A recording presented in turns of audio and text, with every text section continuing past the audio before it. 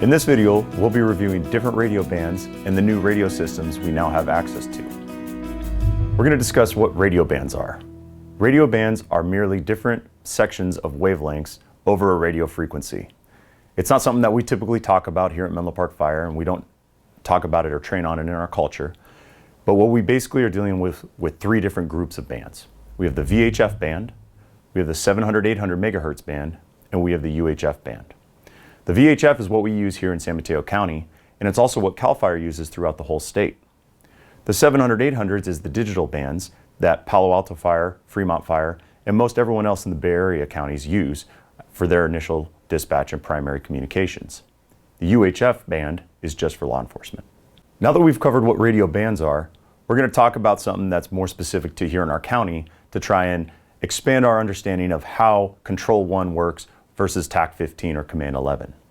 We're going to talk about a repeated channel versus a simplex channel.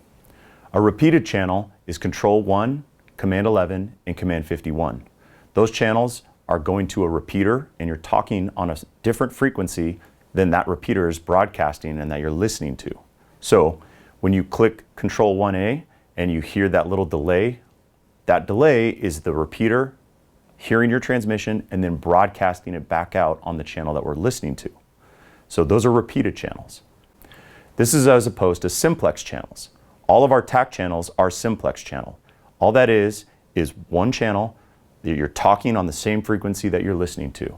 It's a me to you, you to me direct communication. The reason that we use simplex channels as our tactical channels, like TAC 15, 16, 17, and our V-Fire channels, is because our radios are talking directly to a BC through a building outside. That BC is physically closer than a repeater that may be located in Redwood City or Woodside. With that allows us to have more secure and more confidence in our communications for on-scene tactical traffic. So we talked about repeated and simplex channels, and I want to talk about the direct feature or the talk around. That only refers to a channel that's repeated.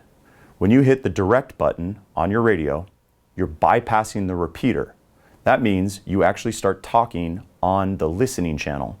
So you're listening and talking on the listening channel, even though you're tuned to Control 1A, Command 11, which is our repeated channels. That allows you to do the me to you, you to me, without hitting a repeater. The only way that or reason we would do something like that is if you wanted to reach someone directly without blasting the whole county. So the direct feature, also called the talk around, only allows you to talk or makes a repeated channel into a simplex channel. So we reviewed what our communication system is for our side of the county. Let's look at the CAL FIRE side. This is the CZU unit that you have pictured before you. In this unit, the black squares indicate where the repeaters are throughout the county.